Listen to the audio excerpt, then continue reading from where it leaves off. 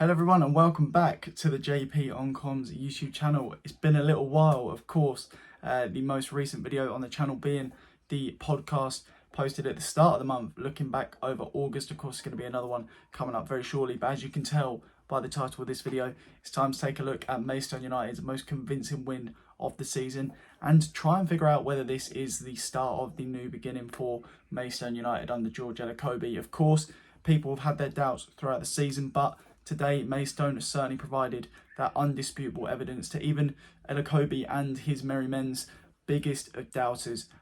4-0 victory over Worthing, who were second in the table quite convincingly, let's be honest, at the start of the day.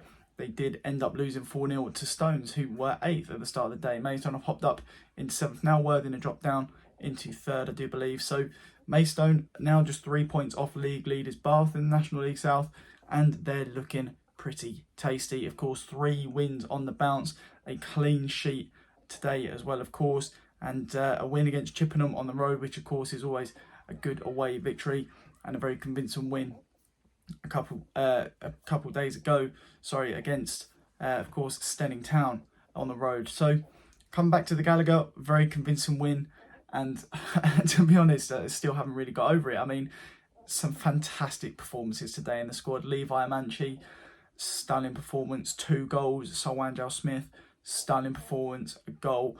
Razak Colm De-Graft off the bench, only played about 15 minutes, bagged a goal, but was lightning as soon as he came onto the field. I thought the back four had a great game. I think Chiez and Olim, he pocketed Luque, let's be honest. I mean, that really wasn't the return I think Luque was expecting to the Gallagher, to be fair. Playing off the right, which of course is slightly unfamiliar to us Maidstone United fans, but Chi had him pretty much wrapped up for that first hour of the game he was on the field. I thought Sam Bone and George Fowler were superb, absolutely fantastic. Coverland made a good couple of claims and clearances and saves. His distribution as well, of course, always very, very good. And a little bit of outhousery as well in and amongst all that, just to keep us fans entertained. But yeah, Rafe Brown as well. Didn't think he started the game too well, but I thought he ended off on a very high note. So really, really solid at the back. I thought Kiprianu coming on as well towards the end of the game looked quite tidy. Good few composed touches to not pull balls around 10 men. Worthing side towards the end of the game looked very good. I thought Bivesh was a bit of an unsung hero, as well as Connor Kelly in today's game. Both ran that midfield really, really well. High energy, good on the press as well. I think for me, that was the big thing that contributed to this 4-0 victory for the Stones. Obviously, Elokobi, someone who has drummed home this idea of high intensity. You know, our players are going to be the fittest players in the league. That's something he's championed throughout all of this season, pre-season as well. And he knows that we started off very far behind where we wanted to be in terms of that level of consistency, in terms of providing that intensity in the game. But today we saw it for the full game.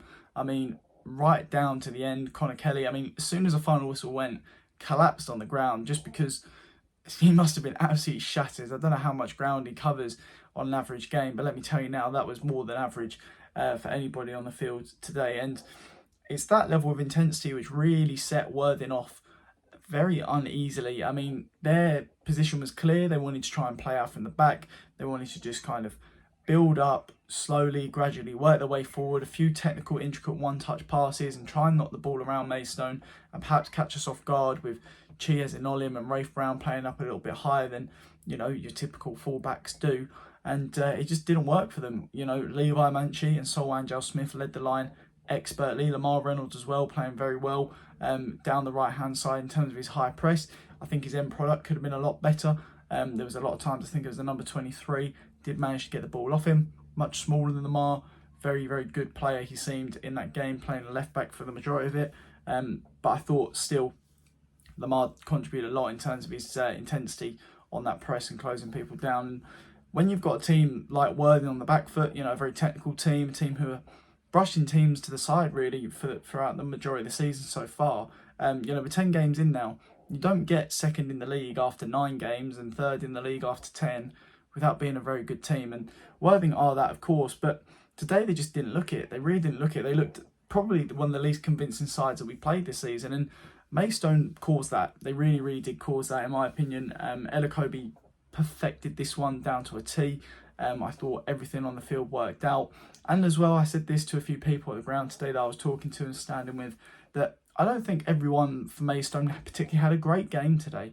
I think there was a few average performances in there. There was a few who I thought maybe even below average. And I won't go into who, because I don't want to dampen the spirits after such a great win. But when you've got even a couple of players who maybe aren't excelling in a game and you're still winning 4-0, that's the sign of a good team for me, especially against opposition as good as Worthing. Maybe the pressure got to them, Luke being there. Maybe there was some sort of chat in amongst the team, and Jake Robinson as well coming on off the bench, I do believe. There's a couple of ex-Stones there who, may have had some sort of gripe with the club coming back. I don't know, but to me they look very unsettled, and I think we were the main cause of that. For me, my man of the match is probably going to be Levi Manchi. 2 goals again. I mean, that takes his tally to, I believe, 7 now. Sol is now on 6, and these boys are fantastic. They are really, really good players at this level, and I think their ceiling is far, far above it. I could quite easily see in the next few years these two making the step up to potentially even league football. I mean, it's just a consistency. Levi obviously isn't scoring every game. I think he's had 11 appearances so far, 10, 11 appearances, something like that this season. But he's got 7 goals in that time. I mean, that's good, and he's not playing every minute of every game, especially at the start of the season. He's getting subbed off quite early, maybe being subbed on as well when Obi was starting. And I think we're just starting to see now the development of a good squad. Obviously, the bench didn't look as strong as it could have done. Still got the likes of Greenwich and Sam Corn and the odd 1 or 2 players here and there not featuring in the side. But I think, we did see a return of a couple players who do provide a little bit more from the bench. Razak Coleman, De-Graft obviously had that suspension, but here he comes straight off the bench. Probably one of the best players on the pitch in that period he was on the field, if not the best player. And he got his, he's got his reward from that. He got a very, very good goal, high and hard into the top of the net.